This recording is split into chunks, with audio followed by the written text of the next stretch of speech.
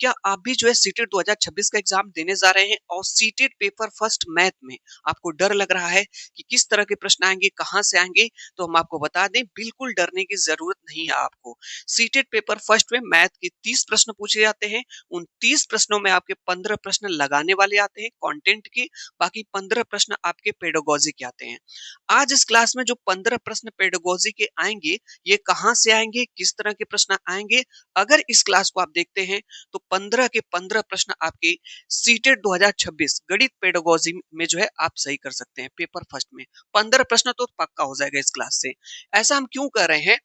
क्योंकि हमने जो इसमें सिद्धांत पूछे जाते हैं और कॉन्सेप्ट पूछे जाते हैं, बस इस क्लास में कंप्लीट कराने वाले हैं पूरा, ठीक है। और इसमें कुछ प्रश्न भी आपको लेकर के आएंगे जो 2011 से लेकर के 2024 एग्जाम तक बार बार पूछे गए हैं। जितनी भी सीटेट की परीक्षाएं हुई हैं 10-12 साल में, ये ऐसे प्रश्न हैं जो हर बार पूछे जाते हैं। तो बहुत ही स्पेशल क्लास होने वाली है। क्लास छोड़ करके मत जाइएगा, क्लास कंप्लीट देखिएगा अगर आप 15 नंबर अपना पक्का करना चाहते हैं तो। यहाँ पे एक चीज आप देखेंगे, जैसे ये वाला प्रश्न आप देखिए, आपका 2018, 2019, 2021, 2022, 2023, 2024 में पूछा गया, लगभग हर सेट में आता है। वेन हिले ज्यामिति जो है चिंतन से, इसका पूरा कॉन्सेप्ट आपका बताएंगे। एक प्रश्न 2026 में आपका फिक्स है। यहाँ पे देखिएगा, गणितीय उपकरण teaching learning material means TLM से भी एक प्रश्न आपका हर बार एग्जाम में आता है। जैसे 2014, 16, 19, 21, 22 और जो ऑनलाइन परीक्षा हुई 2022 के जितने भी शिफ्ट हुए, सब में ये प्रश्न आया टीएलएम से 2023 के। तो टीएलएम क्या है, पूरा कंप्लीट तैयार कराएंगे। बिल्कुल क्लास में बने रहिएगा आप लोग। 15 नंबर आप इस क्लास से पक्के कर सकते हैं। एनसीएफ 2005 के बारे में भी प्रश्न पूछा जाता है। देखिए 2012, 15, 18, 21, 2023 अगस्त में जो पेपर हुआ, 2024 जनवरी में भी जो पेपर हुआ, इससे प्रश्न आया। बहुत ज्यादा इंपॉर्टेंट है ये सब चीज आपके लिए। नैदानिक और उपचारात्मक शिक्षण means diagnostic and remedial teaching से भी आपसे प्रश्न पूछा जाता है। सब कुछ बताएंगे इस क्लास में आपको। इसके बाद गणित की प्रकृति देखिए, 2016, 18, 21 और 24 में आया, यानी नेचर ऑफ मैथमेटिक्स के बारे में क्वेश्चन पूछा गया। ये कुछ प्रश्न हैं जो मैं आपको कराने वाला हूं। देखिए ये ऐसे प्रश्न हैं जो हर साल लगभग 4 से 5 साल जो है सीटेट में रिपीट हुए हैं। हर बार जो है इसको हम कराएंगे। जैसे पहला प्रश्न यहाँ पे है, ये वाला प्रश्न देखिए 2016, 21, 23 में आया। इसके बाद यहाँ पे 12, 15, 21, 24 में आया। तो जो इधर कॉन्सेप्ट बताएंगे, इसके सभी प्रश्नों को इधर हम आपको कराएंगे, ताकि एक भी प्रश्न आपका मैथ पेडागोजी में गलत ना हो, ठीक है। ये प्रश्न आपका पास है। इस तरह ये प्रश्न है शिक्षण सामग्री से है। ये वाला श्रुति विश्लेषण से प्रश्न पूछा गया। ज्यामिति उपकरण से, स्थानीय मान से पूछा गया प्रश्न। फिर देखिए प्रतिचित्रण से प्रश्न पूछा गया। यहाँ पे गणित की भाषा से प्रश्न पूछा गया। हाँ, ज्यामिति और आकृतियां से 10 ग्राम से पूछा गया। तो इतने प्रश्न हम आपको कराने वाले हैं। सबसे पहले हम लोग सीखेंगे कॉन्सेप्ट। तो जो लोग भी पेपर देने जा रहे हैं, इस क्लास को जरूर देख करके जाइएगा, मिस मत करिएगा, क्लास को पूरा देखिएगा। तभी आप पेडागोजी के सभी प्रश्न सही करके आ सकते हैं। क्यों हम ऐसा क्यों कर रहे हैं कि बिना कॉन्सेप्ट के, बिना सिद्धांत के आप क्वेश्चन नहीं सही कर पाएंगे मैथ पेडागोजी के, चाहे कुछ भी हो। तो चलिए स्टार्ट करते हैं क्लास को कंप्लीटली, ठीक है। हाँ, सबसे पहले हम लोग सीखेंगे वेन हिले का ज्यामितीय चिंतन। वेन हिले थ्योरी को जानेंगे कि वेन हिले कौन है। सबसे पहले आपके मन में एक प्रश्न उठ रहा होगा कि सर वेन हिले कौन है? तो वेन हिले एक गणितज्ञ हैं, ठीक है। कौन है? एक गणितज्ञ हैं। इन्होंने कुछ थ्योरी दिया, कुछ सिद्धांत दिया बच्चों को लेकर के। उन्होंने कहा था कि बच्चों का 4 स्तर होता है किसी चीज को समझने के लिए। कितने स्तर बताए थे? 4 स्तर उन्होंने यहाँ पे। तो कौन कौन सा स्तर बताया था उन्होंने? स्तर 0 बताया था, स्तर 1 बताया था, लेवल 1, और यहाँ पे लेवल 2 और लेवल 3 भी बताया था, ठीक है। सबसे पहले यहाँ पे देख लेते हैं ये टॉपिक आपके लिए क्यों महत्वपूर्ण है, फिर इसको हम समझाते हैं। यहाँ पे यहाँ देखिए, यह सीटेट का सबसे पसंदीदा टॉपिक है। हर साल कम से कम 1 से 2 प्रश्न यहाँ से आते हैं, चाहे पेपर 1 हो चाहे पेपर 2 हो। हर बार हर शिफ्ट में यहाँ से 1 से 2 प्रश्न आपको देखने को मिल जाते हैं। ये देखिए, आपसे सबसे पहली चीज है पूछा क्या जाता है। आपके मन में प्रश्न होगा कि सर इनके थ्योरी से क्या प्रश्न बनेगा। तो सबसे पहले तो हम कॉन्सेप्ट बताएंगे ही, इसमें प्रश्न भी बताएंगे किस तरह का प्रश्न आपके एग्जाम में बनता है। यहाँ पे चलिए समझ लेते हैं क्या पूछा जाता है आपसे है। देखिए आपसे स्तर 0 पूछा जाता है, जिसे इंग्लिश में विजुअलाइजेशन कहा जाता है। और स्तर 1 पूछा जाता है, ये जिसे इंग्लिश में एनालिसिस कहा जाता है। स्तर 2 पूछा जाता है, जिसे इनफॉर्मल डिडक्शन कहा जाता है, की पहचान करना, ठीक है। यानी आप कहेंगे सर ये सब क्या है? कुछ समझ में नहीं आया तो मैं आपको बता दूँ। वेन हिले महोदय ने कहा कि बच्चों को किसी भी चीज को समझने के लिए 4 स्तर उन्होंने बनाए। पहला स्तर 0, दूसरा उसके नीचे स्तर 1, फिर स्तर 2, स्तर 3। तो जो स्तर 0 में जब बच्चे होते हैं लेवल 1 में, तो वो क्या करते हैं, किसी वस्तु को देखते हैं, बस देखने के आधार पे, बस देखने के आधार पे ही उसको डिसाइड कर लेते हैं, ठीक है? कि ये कौन-सी वस्तु होगी। जैसे यहाँ पे आप एक बच्चे को आपने वर्ग दिखाया और आयत में अंतर नहीं कर पा रहे हैं, वह वेनहिले के किस स्तर पे है? तो ये स्तर 0 पे है। यानी स्तर 0 में जब जो कोई बच्चा होता है, तो सिर्फ़ वस्तुओं को देखने के आधार पे उसको समझ लेते हैं। जैसे आपने बच्चों को क्या दिखाया? बच्चों को मार्केट ले गए, बाज़ार, आपने दिखा दिया कि यह समोसा है, तो उसको वो त्रिभुज से रिलेट कर लेगा, ठीक है? जैसे आपने बच्चे से पूछा कि ये क्या है बाबू? ये बताओ ये क्या है? तो कहेगा ये हमारा 1, 2, 3, 4, 1, 2, 3, 4, 4 भुजा इसमें भी है, 4 भुजा इसमें भी है। लेकिन बच्चा बस देखने के आधार पे कह दिया कि 4 भुजा इसमें है, 4 भुजा ये है। बच्चों को ये नहीं पता है कि ये हमारा वर्ग है, ये हमारा आयत है। तो जब बच्चा बस देखने के आधार पे आकृतियों का निर्धारण करता है, तो बच्चा का जो स्तर होता है, वो क्या होता है? स्तर 0 होता है, जिसे इंग्लिश में विजुअलाइजेशन कहा जाता है या चाशुकरीण कहते हैं। चाशुकरण कहते हैं इसको, ये याद रखिएगा। कब? सिर्फ देखने के आधार पे। समझ गए होंगे? हाँ सर। यहाँ पे देखिए, स्तर 1, तो आपको याद क्या रखना है यहाँ पे? वेनिले का ज्यामितीय चिंतन में इन्होंने 2 स्तर दिए यहाँ पे, स्तर 0 और स्तर 1। ये जो स्तर 0 है, ये पीआरटी के लिए, प्राथमिक के लिए बहुत ही ज्यादा महत्वपूर्ण है। हर बार एग्जाम में आता है। प्रश्न क्या पूछता है अभी हम आपको बताएंगे। ये आपको समझ में आ गया होगा। हाँ, यहाँ पे देखिए जो आपसे प्रश्न पूछा जाता है, इस पे गणितीय उपकरण से बहुत ज्यादा इंपॉर्टेंट है। कई बार आप जितने भी सेट उठा करके देखेंगे 2011 से लेकर के 2024 तक, हर पेपर में ये आया हुआ है। यानी टीएलएम से प्रश्न पूछा जाता है। आपके मन में होगा कि सर टीएलएम क्या होता है? यह एक टीचिंग लर्निंग मटेरियल होता है। टीचिंग मतलब पढ़ाने के लिए, लर्निंग मतलब सीखने के लिए, मटेरियल मतलब मटेरियल होता है। यह जो है कि बच्चे, यह जो है शिक्षक या शिक्षिका और बच्चे के बीच एक सामग्री होती है, जिसके माध्यम से शिक्षक बच्चों को बहुत ही बेहतर तरीके से समझा पाते हैं और बच्चे ही बड़े आसानी चीजें से सीख पाते हैं। यह एक प्रकार का मटेरियल होता है। अब कौन-कौन से मटेरियल है टीचिंग लर्निंग मटेरियल, जिसके माध्यम से बच्चे आसानी से सीखते हैं, जिसमें बच्चों का रुचि जागृत होता है, तो यहाँ पे देखेंगे कौन-कौन से हैं। सबसे पहला आपका है अबेकस। अब आप कहेंगे सर अबेकस क्या होता है? ये किस प्रकार का मटेरियल है? इससे बच्चों को क्या सिखा सकते हैं? तो देखिए, अबेकस का प्रयोग करके बच्चों को स्थानीय मान, प्लेस वैल्यू और गणना, गिनती सिखाने के लिए किया जाता है। तो पूछा जाता है एग्जाम में कि अबेकस का प्रयोग जो है किसके लिए किया जाता है बच्चों को? तो अगर बच्चों को स्थानीय मान की अवधारणा सिखानी है या गिनती सिखाना हो, गणना सिखाना हो, तो आप अबेकस का प्रयोग करेंगे। किसका प्रयोग करेंगे? अबेकस का प्रयोग करेंगे। हम एक शिक्षक हैं। अब आप कहेंगे सर ये क्या है? जियो बोर्ड क्या होता है? सर हम लोग पहली बार सुन रहे हैं। तो देखिए जियो बोर्ड क्या होता है आपका है, जब बच्चों में आपको ज्यामिति, आकृतियों और उनकी विशेषताओं को पहचानने के लिए जो है कि जियो बोर्ड का प्रयोग किया जाता है। देखिए ज से जियो बोर्ड और ज से ज्यामिति। ज्यामिति मतलब ज्योमेट्री। जैसे हम लोग जब 6, 7, 8 में पढ़ाते हैं बच्चों को, या बच्चे पढ़ते भी हैं, तो उसमें 2D और 3D आकृतियां होती हैं। जैसे बच्चे को वर्ग के बारे में पढ़ाना हो, यहाँ पे आयत के बारे में समझाना हो, आपको त्रिभुज के बारे में पढ़ाना हो, वृत्त के बारे में समझाना हो बच्चे को, ठीक है? किसी भी इन सब चीजों की आकृतियां, तो ये सब क्या है? 2D आकृतियां हैं। तो बच्चों को ज्यामिति वाली जो चीजें हैं, ज्योमेट्री से रिलेटेड जब कोई चीजें समझानी रहती है, तो और उनकी विशेषता बतानी रहती है, तो जियो बोर्ड का प्रयोग किया जाता है। जियो बोर्ड के माध्यम से बच्चा बहुत ही आसानी तरीके से सीख सकता है। तो पता चल गया होगा जियो बोर्ड का प्रयोग क्या होता है। जो से जियो बोर्ड, जो से ज्योमेट्री। ज्योमेट्री मतलब ज्यामिति आकृतियों को, फिगर्स को सिखाने के लिए। ये सब ज्यामिति आकृतियां हैं। पढ़े थे कि नहीं चैप्टर? क्लास 6, 7, 8 में एक ज्योमेट्री वाला चैप्टर होता है कि नहीं, कोऑर्डिनेट ज्योमेट्री, निर्देशांक ज्यामिति। तो उसमें क्या होता है कि 2D और 3D आकृतियों का अगर बच्चों को ज्ञान कराना है, 2 डायमेंशनल और 3 डायमेंशनल, इन सब चीजों के बारे में, तो जियो बोर्ड एक बेहतरीन जो है कि टीएलएम माना जाता है, एक मटेरियल माना जाता है। ठीक है? चलिए अब देखिए ये सर ग्राफ पेपर क्या है हम लोगों को समझ में नहीं आता है, ठीक है? अब आप कहेंगे सर ये क्यों बता रहे हैं? मैं आपको बता दूँ, कई बार ऑप्शंस में दे दिए जाते हैं और ऐसे मैच करने के लिए। जब पता रहेगा तब ना कि जियो बोर्ड का कहाँ प्रयोग करते हैं, अबेकस का कहाँ पे प्रयोग करते हैं, हम इस पे प्रश्न भी ला रहे हैं, ऐसा नहीं कि प्रश्न नहीं लाएँगे। तो ध्यान से देख कर के क्लास को समझिएगा आप लोग यहाँ पे। यहाँ पे देखिए जो ग्राफ पेपर है और ग्रिड पेपर, इसका प्रयोग क्या होता है? तो आप ग्राफ पेपर या ग्रिड पेपर का प्रयोग करके बच्चों को दशमलव संख्याओं को यानी डेसिमल्स की तुलना और गुणा करना सिखाने के लिए किया जाता है। तो आपको याद कर लेना है कि ये जो ग्राफ पेपर और ग्रिड पेपर होता है, इससे बच्चों को जो है कि दशमलव के बारे में जानकारी मिलती है। किसके बारे में? दशमलव के।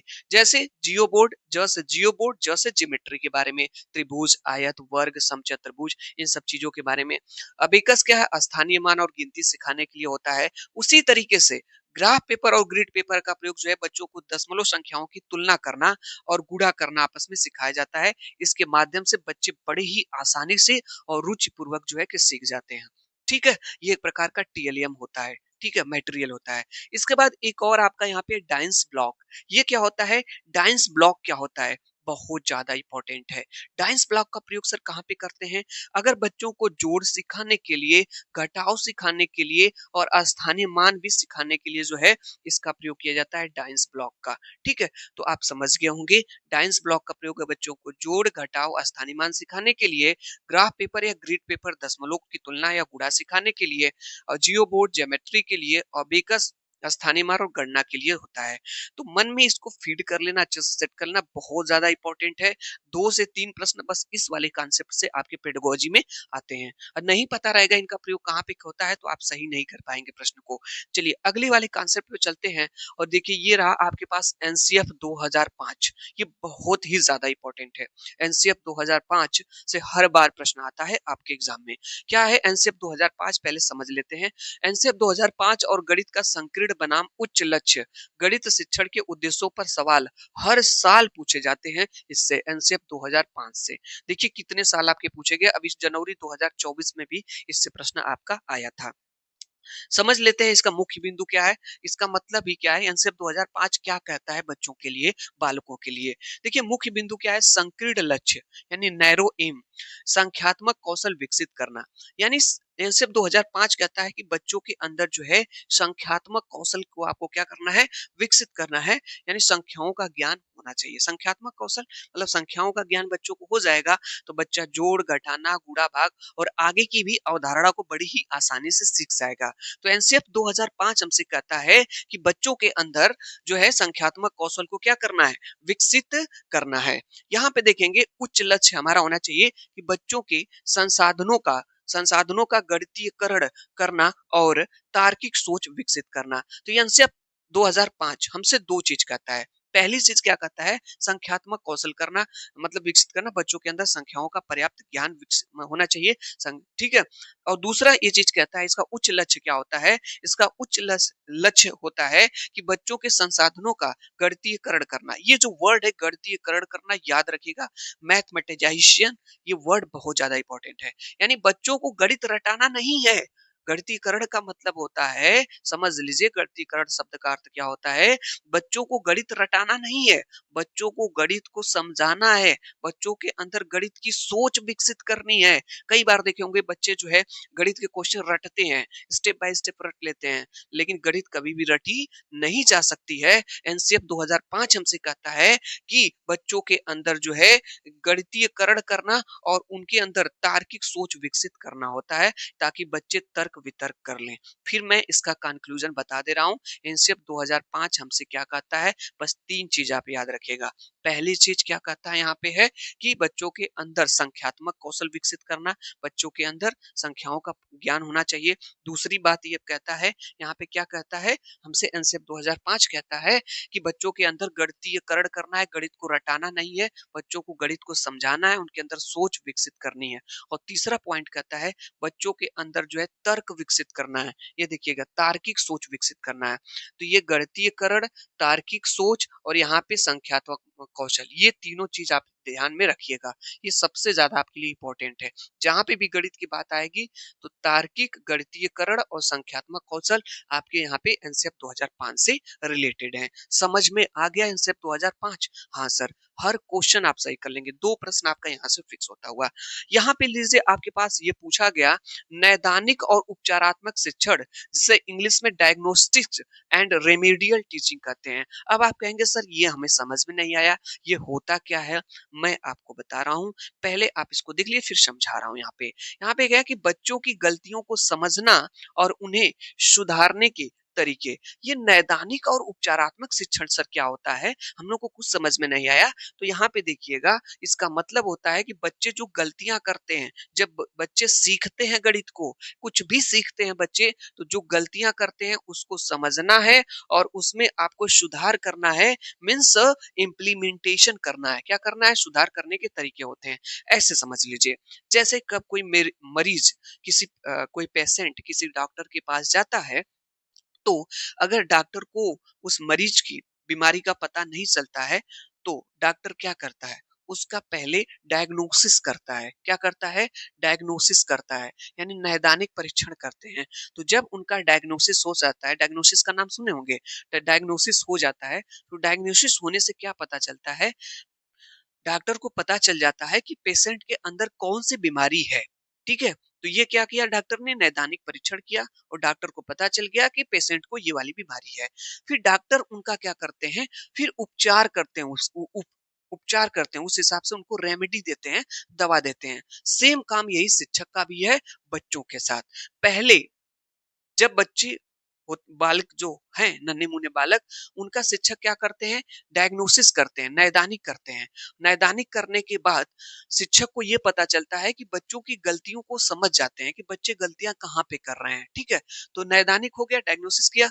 उसके बाद बच्चों को सुधारने की तरीके अपनाते हैं कि किस तरीके से बच्चों को सुधारा जा सकता है। तब बच्चों का उपचार करते हैं, तब बच्चों को रेमेडी दी जाती है। रेमेडी का मतलब वही सुधार किया जाता है, बच्चों का ट्रीटमेंट वहां पे सुधारने के तरीके अपनाए जाते हैं, किस तरीके से सुधारा जा सकता है। तो ये चीज कुछ है नहीं, आप समझ गए होंगे है क्या।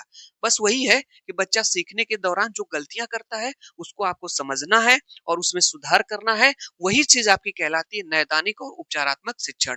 एक एक चीज को आपको समझ के जाना है। अगर क्लास को मेरे भाई छोड़ करके गए तो इस पे कॉन्सेप्ट पे क्वेश्चन हर बार आते हैं। मैंने देखा ना यहाँ पे आपको दिया है, आप क्वेश्चन सही नहीं कर पाएंगे। और मैं जो कॉन्सेप्ट बता रहा हूँ ना, अगर कॉन्सेप्ट सीख गए, सिद्धांत सीख गए, हर प्रश्न 15 के 15 प्रश्न आप सही कर सकते हैं।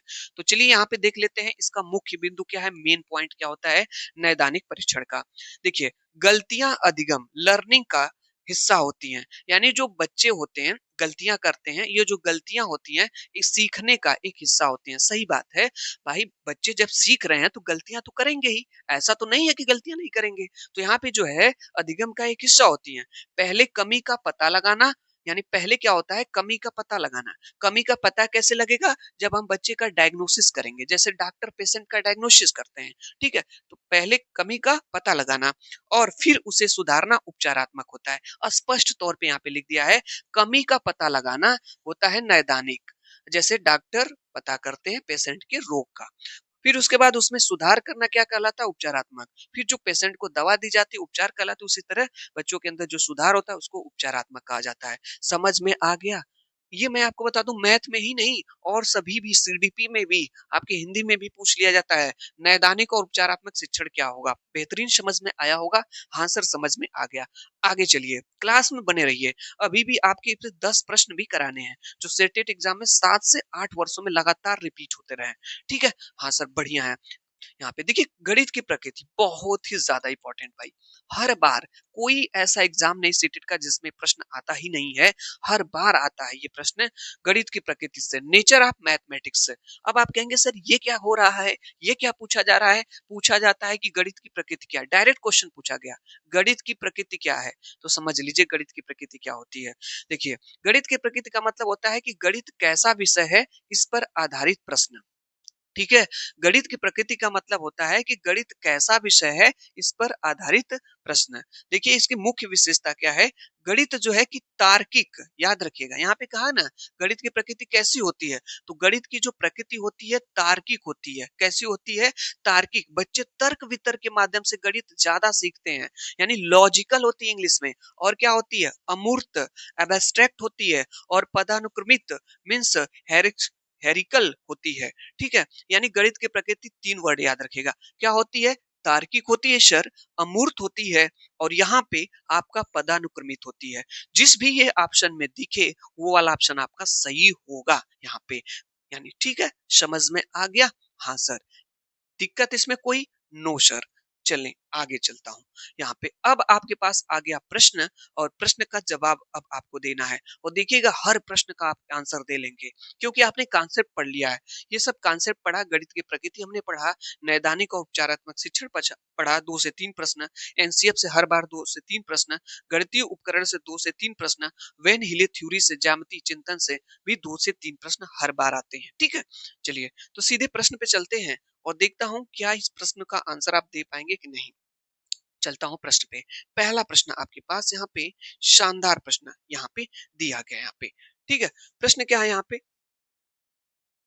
प्रश्न हमारा है कि वेन हीले के सिद्धांत पर। पहला जो प्रश्न हमारा है किसके सिद्धांत पे? वेन हीले थ्योरी पे है, पूछा गया। यह प्रश्न आपका 2018, 19 और 22 में पूछा, 2026 में भी आएगा। ठीक है? क्योंकि हर बार पूछा जाता है। देखिए कहा है, प्रश्न पढ़ते हैं। एक 7 साल का बच्चा आकृतियों को उनके दिखावट के आधार पर वर्गीकृत करता है। वेन हीले के अनुसार वह ज्यामितीय तर्क के किस स्तर पर है? अभी हमने आपको बताया कि जब कोई बच्चा, ये कितने साल का बच्चा है? 7 साल का बच्चा है। तो जब कोई बच्चा केवल वस्तुओं को दिखावट के आधार पे, देखने के आधार पे क्या करता है?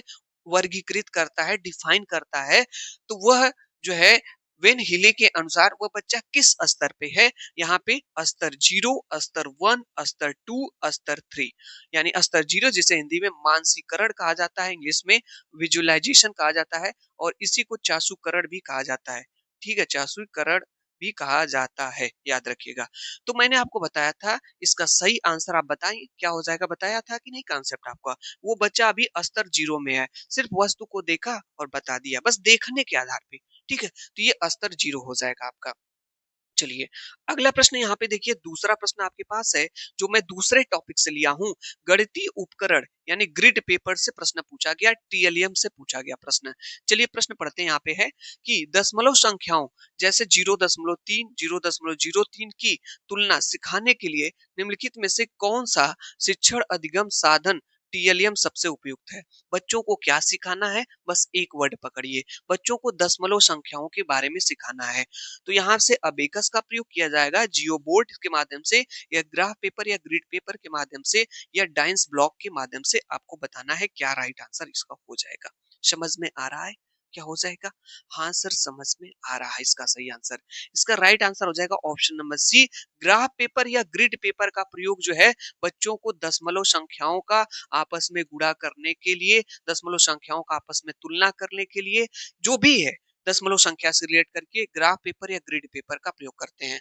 अभी आप कहेंगे सर ये कहाँ पे बताए हैं? यहाँ पे देखिए अभी मैं बताया हूँ कि नहीं बताया हूँ। ग्राफ पेपर और ग्रिड पेपर का प्रयोग किसके लिए? दशमलव संख्याओं की तुलना के लिए और गुणा करने के लिए। कहा ना हमने प्रश्न ऐसे ही बनता है। ठीक है? यहाँ पे चलते हैं। यहाँ पे हमारे पास ये वाला प्रश्न हो गया। अब सीधे चलते हैं तीसरे वाले प्रश्न पे। ये लीजिए इसका आंसर आप बताने का प्रयास करेंगे। पहले मैं आपसे पूछ रहा हूँ, 2012, 15, 21 और 24 में भी आया ये प्रश्न, लेटेस्ट अभी आया है। ये गणित की प्रकृति से, नेचर ऑफ मैथमेटिक्स से पूछा गया प्रश्न। गणित की प्रकृति कैसे होती है? अभी मैंने चिल्ला चिल्ला करके बताया कि गणित की प्रकृति क्या होती है। यहाँ पे प्रश्न है कि एनसीएफ 2005 के अनुसार प्राथमिक स्तर पर गणित शिक्षण का मुख्य उद्देश्य क्या है? किसके अनुसार? एनसीएफ 2005 के अनुसार अनुसार प्राथमिक स्तर पर गणित शिक्षण का मुख्य उद्देश्य क्या है? गणित में निपुणता प्राप्त करना बच्चों को, या बच्चों की विचार प्रक्रिया का गणितीयकरण करना, शब्द समस्याओं वर्ड प्रॉब्लम को हल करना और केवल गणना कौशल को विकसित करना। तो मैं आपको बता दूं, हमने अभी आपको बताया है कि गणितीयकरण करना बच्चों के अंदर, एनसीएफ 2005 कहता है बच्चों के अंदर तीन चीजें: संख्यात्मक कौशलों का विकास होना चाहिए, दूसरी चीज मैंने बताया गणितीयकरण होना चाहिए, तीसरा चीज होना चाहिए तार्किक क्षमता का विकास करना चाहिए। गणितीयकरण करना का मतलब है बच्चे को गणित रटाना नहीं है, बच्चों को गणित समझाना है, उसके अंदर गणित की सोच विकसित करनी है। ये ऑप्शन आपका सही हो जाएगा। ठीक है, अभी मैं पीछे ही बताया था, यहाँ पे आप खुद देख लीजिए, इसीलिए कहा था आप लोग ध्यान से देखिएगा। देखिए यहाँ पे मैं क्या लिखा हूँ, तार्किक होती है, पदानुक्रमित होती है, अमूर्त होती है, और इसके ऊपर यहाँ पे देखिएगा आप लोग। ठीक है, तो मैंने सब कुछ आपको बताया है। तो अगर ध्यान से देखेंगे ना तो सभी प्रश्न आप सही कर लेंगे, सिर्फ कॉन्सेप्ट सीख रहेंगे तब। यहाँ पे ये लीजिए आपके पास अगला प्रश्न। ये प्रश्न आपका 2019-22 में पूछा गया। क्या है कि शिक्षण सामग्री डाइंस ब्लॉक से प्रश्न है। बताइए डाइंस ब्लॉक का प्रयोग कहाँ पे किया जाता है। ठीक है, पहला ऑप्शन यहाँ प्रश्न पढ़ लेते हैं। प्राथमिक स्तर पर विद्यार्थियों को स्थानीय मान प्लेस वैल्यू सिखाने के लिए निम्नलिखित में से किसका उपयोग नहीं किया जाता है। इसमें से किसका उपयोग आपका नहीं किया जाता है? डाइंस ब्लॉक का, अबेकस गिनतारा का, रूबिया नोट का, संख्या चार्ट का। आप लोग बताएंगे किसका प्रयोग नहीं किया जाता है। तो इसका जो सही आंसर हो जाएगा आपका, देखिए अबेकस का प्रयोग जो है स्थानीय मान की अवधारणा सिखाने के लिए था कि नहीं, ऊपर था। अबेकस का प्रयोग दो चीजों के लिए होता है, एक स्थानीय मान की अवधारणा और गिनती गणना सिखाने के लिए अबेकस का प्रयोग किया जाता है। डाइंस ब्लॉक का प्रयोग जो है कि बच्चों में जोड़ घटाना और स्थानीय मान, ये भी सही है सर। रुपया नोट का भी प्रयोग जो है बच्चों में जो है स्थानीय मान का सिखाने के लिए आप प्रयोग कर सकते हैं, तो ये भी आपका सही है। लेकिन संख्या चार्ट का प्रयोग जो है इसके लिए नहीं किया जाता स्थानीय मान। तो संख्या चार्ट का प्रयोग किसके लिए किया जाता है? ठीक है, तो इसके लिए नहीं किया जाता है स्थानीय मान के लिए। ये लीजिए आपके पास अगला प्रश्न है जो त्रुटि संशोधन से पूछा गया, एरर एनालिसिस से पूछा गया। जो 15 प्रश्न पूछे जाएंगे 15 चैप्टर से पूछे जाएंगे, ऐसा मत सोचिएगा कि सब एक ही जो है 15 चैप्टर से आपके पूछे जाएंगे। पूछा है कि गणित में जो त्रुटियां होती हैं, गलतियां एक महत्वपूर्ण भूमिका निभाती हैं, क्योंकि यानी जब बच्चे गणित सीखते हैं तो उसमें जो गलतियां होती हैं, जो त्रुटियां होती हैं, वो किसकी महत्वपूर्ण भूमिका निभाती हैं? ये दर्शाती हैं कि बच्चे की बुद्धि कम है। क्या ये दर्शा रही बच्चे की बुद्धि कम है? ये शिक्षकों को छात्रों को अंक देने में मदद करती हैं। ये इस बात की अंतर्दृष्टि देते हैं कि बच्चे ने गणितीय अवधारणाओं को निर्माण कैसे किया है। त्रुटियों का गणित में कोई स्थान नहीं है। ये प्रश्न आपका देखिए आपका पूछा गया। आप लोग बता सकते हैं इसका आंसर? बिल्कुल सही आंसर आप लोग सोच रहे होंगे सर सी वाला होगा। देखिए गणित में जो त्रुटियां होती हैं, जो गलतियां होती हैं, इस बात की अंतर्दृष्टि होती है कि बच्चे ने गणितीय अवधारणाओं को निर्माण कैसे किया है। ये बेस्ट ऑप्शन आपका हो जाएगा। जिस भी ऑप्शन में यहाँ पे गणितीकरण होगा आपका ऑप्शन सही होगा। नेक्स्ट प्रश्न में चलते हैं। ये लीजिए प्रश्न, ज्यामितीय उपकरण से जियो बोर्ड से प्रश्न पूछा गया। हमने आपको बताया था ना जियो बोर्ड का प्रयोग कहाँ पे किया जाता है। ज से जियो बोर्ड, ज से ज्योमेट्री। ठीक है, ज्योमेट्री। यहाँ पे पूछा गया जियो बोर्ड किसके शिक्षण के लिए प्रभावी साधन है। द्विविमी 2D आकृतियों की विशेषता पहचानने के लिए, आयतन के लिए, संख्या रेखा पर संख्याओं को निरूपित करना, या त्रिकोणमिति ट्रिग्नोमेट्री सिखाना। ठीक है, बहुत ज्यादा इंपॉर्टेंट प्रश्न है। मैंने आपको क्या कहा, ज से जियो बोर्ड, ज से ज्योमेट्री। ज्योमेट्री में क्या आ जाएगा? ज्योमेट्री में आयत, वर्ग, त्रिभुज, ये सब चीजें आएंगी। तो जो किसमें 2D और 3D बताया था कि नहीं, 2D और 3D। तो सही बात है, 2D वाले ये सब 2D आकृतियां होती हैं, ये सब 2D है। ठीक है, तो सही आंसर हो जाएगा 2D आकृतियों की विशेषता पहचानना, ये सही हो जाएगा। एक प्रश्न और आपके पास आता हुआ अगले चैप्टर से। चैप्टर है जो आपका लेसन है स्थानीय मान और गणितीय संक्रियाएं से प्रश्न आपका है। प्रश्न क्या पूछा, एक बच्चा 45 को 405 लिखता है, शिक्षक के रूप में आप इस त्रुटि को कैसे सुधारेंगे। अगर आप एक शिक्षक हैं, एक टीचर हैं, किसी बच्चे ने गलती से 45 को 405 लिख दिया, तो आप शिक्षक के रूप में क्या करेंगे? आप बताएंगे क्या करेंगे। ये प्रश्न हर बार एग्जाम में आता है इस तरह का प्रश्न। यहाँ पे है उसे 10 बार सही उत्तर लिखने के लिए कहेंगे, क्या 10 बार लिखने से सही उत्तर से सुधार हो जाएगा? उसे डंडा मारकर समझाएंगे, ठोस वस्तुएं जैसे डाइंस ब्लॉक या अबेकस का उपयोग करके विनिमय सिद्धांत समझाएंगे, यहाँ पे और डी यहाँ पे है उसे क्लास से बाहर खड़ा करेंगे। 15, 18, 22 और 24 में प्रश्न पूछा गया। देखिए, सिर्फ प्रश्न से मतलब हमें नहीं है, कॉन्सेप्ट से मतलब है। कॉन्सेप्ट सीखिए। इसका जो सही आंसर हो जाएगा वो आपका ऑप्शन नंबर सी। अब आप कहेंगे सर कैसे? बताइए तो कैसे?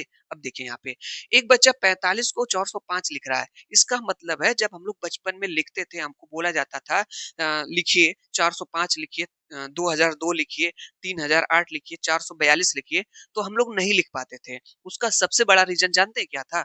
हम लोगों को जो है स्थानीय मान का नॉलेज नहीं था। स्थानीय मान का मतलब है इकाई, दहाई, सैकड़ा, हजार जो 10,000 लाख यानी वंस टेंस 100,000 इन सब चीजों की हमें जानकारी नहीं थी। इसके वजह से हम नहीं लिख पाते थे। इसका मतलब है कि इसमें स्थानीय मान का ही खेल है। कोई ना कोई गेम है जिसकी वजह से बच्चा नहीं लिख पा रहा है। तो आप क्या करेंगे कोई ठोस वस्तु लेंगे जैसे इसमें डाइंस ब्लॉक हो जाएगा या अबेकस। ये डाइंस ब्लॉक भी स्थानीय मान के लिए था और अबेकस भी स्थानीय मान के लिए था। अबेकस का प्रयोग मैंने दो चीजों के लिए बताया था। अबेकस का प्रयोग एक स्थानीय मान के लिए और एक आपका गणना के लिए गिनती सिखाने के लिए बच्चों को किया जाता है। और डाइंस ब्लॉक का प्रयोग बच्चों को जोड़ सिखाने के लिए, घटाना सिखाने के लिए और स्थानीय मान का सिखाने के लिए।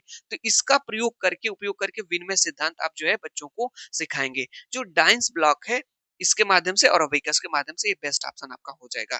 ये लीजिए आपके पास अगला प्रश्न है प्रतिचित्रण यानी जो मैपिंग होती है इससे प्रश्न भी पूछा जाता है आपके एग्जाम में। बहुत इंपॉर्टेंट क्लास है, क्लास पूरा देख करके जाएगा। मिस करेंगे क्लास को तो फिर दिक्कत होगी भाई, ठीक है। इतनी इंपॉर्टेंट क्लास मैं लेकर के नहीं आ पाऊंगा क्योंकि इस क्लास में आपके 15 के 15 प्रश्न आप सही कर सकते हैं। यहाँ पे देखिएगा प्रश्न आपका है कि प्राथमिक स्तर पर प्रतिचित्रण मैपिंग सिखाने का मुख्य लाभ क्या है? जब बच्चों को जो नन्हे मुन्ने बालक होते हैं प्राथमिक स्तर पर जब उनको मैपिंग सिखाई जाती है, इंग्लिश में इसको हिंदी में प्रतिचित्रण कहा जाता है, प्रतिचित्रण सिखाया जाता है तो उसका क्या उद्देश्य होता है? इसका क्या आप चाहते हैं बच्चों के जो है? तो पहला ऑप्शन है यह छात्रों में स्थानिक चिंतन स्पेशियल रीजनिंग को बढ़ावा देता है। यह अनुपातिक तर्क प्रोपोर्शनल रीजनिंग को प्रोत्साहित करता है। ए और बी दोनों हो जाएगा। यह केवल ड्राइंग ड्राइंग कौशल के लिए है। ड्राइंग मतलब पेंटिंग के लिए, कलर करने के लिए। 2016, 19, 21 में प्रश्न पूछा गया। अब मैं बात करता हूं आपसे कि सर प्रश्न समझ में तो आ गया लेकिन इसका आंसर समझ में नहीं आ रहा है सर क्या होगा। अब मैं आपको बता रहा हूं ध्यान से समझिएगा। देखिए जो ये प्रतिचित्रण होता है ना इसका प्रयोग जो है बच्चों को जैसे मैपिंग अगर बताइए आप ही हम लोग मैपिंग सीखते हैं तो उसका क्या मतलब होता है। मैपिंग जब सिखाई जाती है तो इससे बच्चों को स्थानों, दूरी और अनुपात तीन चीज याद रखिएगा। अगर आप बच्चों को जो है अगर आप सिखा रहे हैं प्रतिचित्रण के माध्यम से इसका मुख्य लाभ जानते हैं क्या होता है प्रतिचित्रण से। प्रतिचित्रण के माध्यम से बच्चा जो है कि स्थानों, दूरी और अनुपात इनकी उनके अंदर एक समझ विकसित हो जाती है। मैपिंग में इन्हीं सारी चीजों का तो जानकारी दिया जाता है। स्थानों के बारे में, दूरी के बारे में मैपिंग देखे होंगे ना, यही सब सारी चीजें होती हैं। अनुपात के बारे में तो ये तीन चीजें जो है मैपिंग में प्रतिचित्रण में यूज होती हैं और ये इसका सबसे बड़ा लाभ है। तो इसका मतलब है कि छात्रों में स्थानिक चिंतन, स्थानिक मतलब ये स्थानों दूरियों को लेकर के जो चिंतन एनालिसिस उसको भी बढ़ावा मिलता है। बात सही है। यह अनुपातिक मतलब प्रोपोर्शनल रीजनिंग अनुपात के बारे में भी बच्चों को प्रोत्साहन मिलता है। इसका मतलब यहाँ पे ऑप्शन नंबर ए और बी सही है तो वनली वन आपका ऑप्शन नंबर सी सही हो जाएगा। ये दोनों भी सही है ना तो ए और बी यहाँ पे दोनों सही हो जाएंगे। आपको समझ में आ गया होगा। प्रतिचित्रण मतलब मैपिंग का मतलब होता है स्थानों, दूरी और अनुपात के बारे में बच्चों को जानकारी हासिल करना। किसके माध्यम से होती है? प्रतिचित्रण या मैपिंग के माध्यम से होती है। ये लीजिए आपके पास सेकेंड लास्ट प्रश्न और यहाँ पे है गणित की भाषा। बहुत ज्यादा इंपॉर्टेंट, हर बार एग्जाम में आया, पेपर फर्स्ट सेकंड में भी आ जाता है। मैथ में पूछा गया लैंग्वेज ऑफ मैथमेटिक्स यानी जो गणित की भाषा ये कैसी होनी चाहिए। प्रश्न देखिए क्या बनता है इस पे कि गणित में भाषा का मुख्य उद्देश्य क्या होना चाहिए। गणितीय शब्दावली को रट्टा लगवाना, रट्टा तो भाई निगेटिव होता है, ये कैसे नहीं सही होगा हमारा। गणितीय विचारों को स्पष्ट और व्यवस्थित रूप से व्यक्त करना और केवल कठिन शब्दों को लिखना, केवल निगेटिव होता है ये भी नहीं होगा। परीक्षा में अधिक अंक देना ये प्रदर्शन लक्ष्य है ये भी नहीं होगा। सबसे बेस्ट ऑप्शन होता है ऑप्शन नंबर यहाँ पे बी। इसका मतलब है कि गणित में गणित की भाषा में क्या होता है कि गणितीय विचारों को स्पष्ट और व्यवस्थित करना। यानी कि बच्चे जो है कि गणितीय विचारों को इसमें जो है स्पष्ट और व्यवस्थित करना मतलब इसमें बच्चे जो है गणित में संवाद करते हैं। गणित की भाषा को एक तरीके से टर्मोलॉजी को बच्चे जो है कि समझ पाते हैं। ठीक है? तो बच्चों के अंदर गणित की जो क्षमता को विकसित करना, गणित की भाषा को एक तरीके से विषय को समझें, ये गणित का जो है कि मुख्य उद्देश्य होता है। गणितीय जो विचार हैं, जो उसमें कॉन्सेप्ट हैं, अवधारणा उसको समझें, उसको व्यवस्थित रूप से व्यक्त करना, ये सबसे बेस्ट ऑप्शन हो जाएगा। ठीक है? और यहाँ पे पूछा जाता है कि गणित की प्रकृति कैसी है? तो गणित की प्रकृति तार्किक पदानुक्रमित होती है, याद रखिएगा। ठीक है? बहुत ज़्यादा इम्पोर्टेंट है। बढ़िया प्रश्न, अंतिम प्रश्न इस क्लास का, और पूरा अगर आपने क्लास देखा है तो आप इसके बाद जाकर के पेपर सॉल्व करिएगा। आप ज्यादातर प्रश्न आप सभी सही करने लगेंगे। यहाँ पे प्रश्न पूछा जाता है ज्यामिति और आकृतियां से, 10 ग्राम से प्रश्न पूछा गया था। ठीक है, 10 ग्राम से। 10 ग्राम जो है ना, एक प्रकार की एक चीनी पद्धति है, इसके बारे में आप पढ़ेंगे तो जानेंगे 10 ग्राम क्या है। ये 10 ग्राम से भी प्रश्न पूछा जाता है। जैसे प्राथमिक कक्षाओं में जो 10 ग्राम है, 10 ग्राम पहेलियों का उपयोग क्यों किया जाता है?